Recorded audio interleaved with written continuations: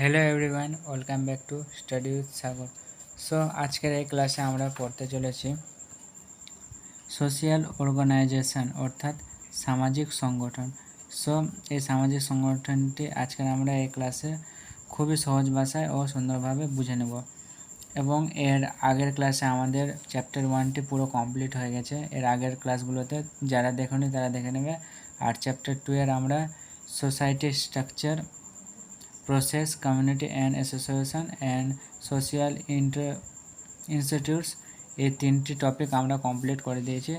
তোমরা যারা ক্লাসগুলি দেখেনি অবশ্যই তোমরা ক্লাস দেখে নেবে। সো আজকে আমরা পড়ব সোশিয়াল অর্গানাইজেশন অর্থাৎ সামাজিক সংগঠন। সো শুরু করা যায়। এই যেটি সামাজিক সংগঠন অর্থাৎ সোশিয়াল অর্গানাইজেশন আছে, সো এখান থেকে তোমাদের বলে রাখি, এখান থেকে তোমাদের কয়েকটি সংগঠন পড়তে হবে। এবং আমার যেটা পার্সোনাল এক্সপিরিয়েন্স, এটি খুবই সহজ। আর এখান থেকে খুব হলে 2টো বা 3টি এমসিকিউ কোশ্চেন আসতে পারে। সো অবশ্যই তোমরা এটি ভালো করে পড়বে। সো প্রথমে যেটি সামাজিক সংগঠন ব্যাপারে বলা হয়েছে সেটি দেখে নাও। কনসেপ্টটি আমাদের আগে বুঝে নিতে হবে, তারপরে আমরা সংজ্ঞা পড়বো, তাহলে ক্লিয়ার হয়ে যাবে আমাদের। সো দেখে নাও, মানব সমাজের একটি গুরুত্বপূর্ণ অপরিহার্য বিষয় হলো সংগঠন। সো বুঝতে পারছো মানব সমাজে একটি গুরুত্বপূর্ণ অপরিহার্য কি সংগঠন।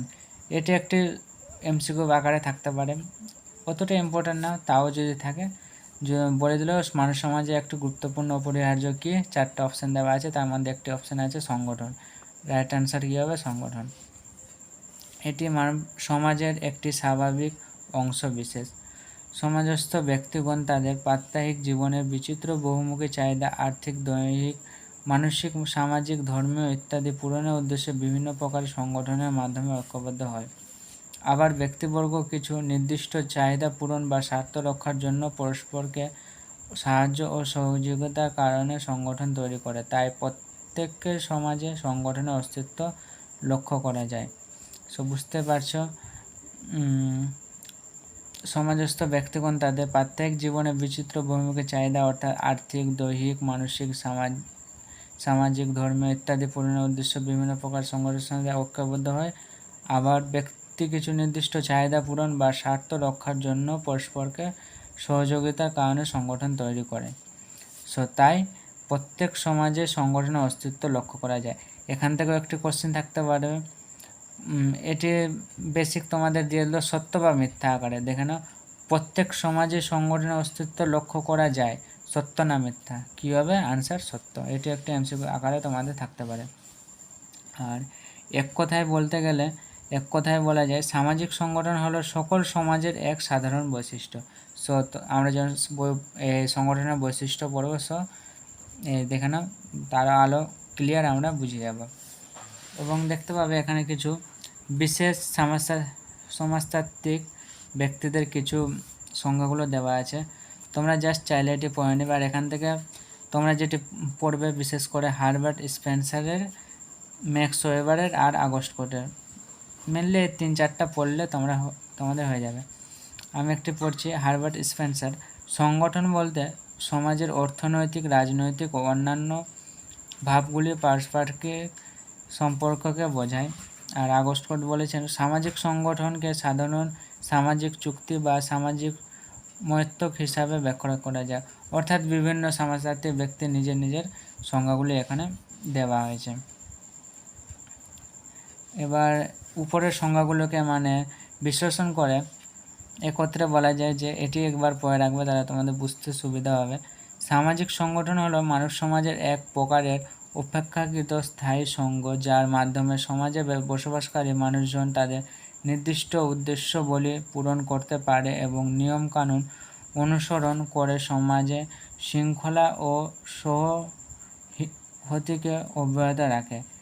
এক সুস্থ সুহংস সমাজ জীবনের স্বার্থ গড়ে ওঠা সমাজের অপরিহার্য সুসংগত প্রভাব বিস্তারকারী অংশবিশেষ। এক কথায় দৈনন্দিন প্রয়োজনে মানুষ সমষ্টি হয়ে সংগঠিত পরিকাঠামোতে যখন কার্য প্রক্রিয়া সম্পন্ন করে তখন তাকে সংগঠন বলে, যেমন ব্যাংক, চার্চ, ক্লাব ইত্যাদি।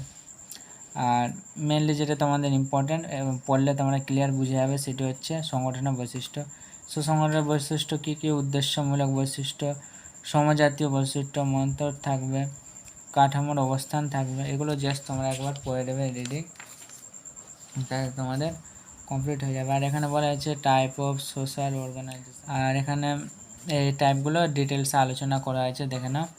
সো তোমাদের যদি এমসিকিউ কোশ্চেন থাকে, ধরো না টাইপ অফ সোশ্যাল অর্গানাইজেশন অর্থাৎ সামাজিক সংগঠন প্রকারভেদ, তো মেনলি এখানে দুটো প্রকারভেদ আমরা দেখতে পাবো।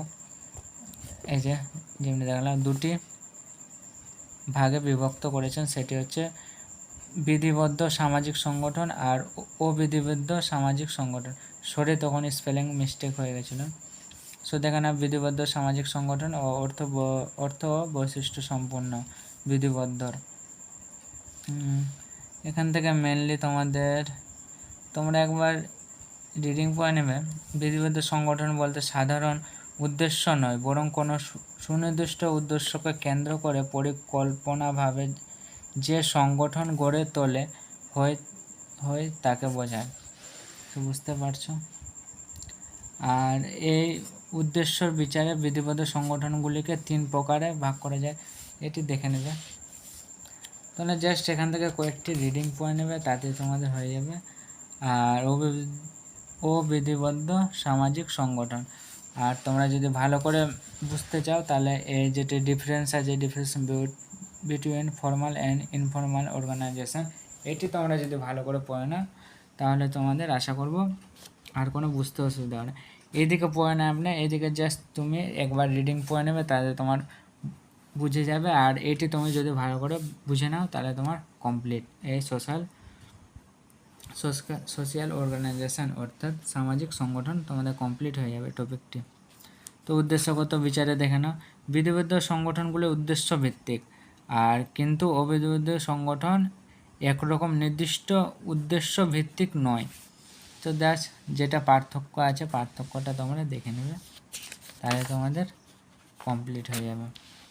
সো আশা করছি তুমি বুঝতে পেরেছো। আর এখান থেকে জাস্ট মেবি 2টো এমসিকিউ থাকতে পারে, তোমরা দেখে নেবে।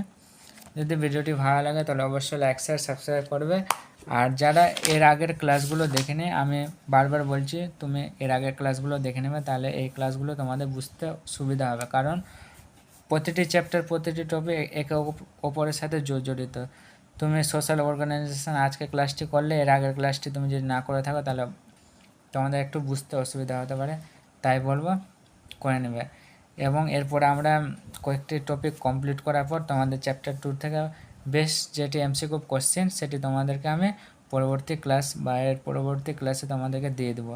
So thank you so much, by.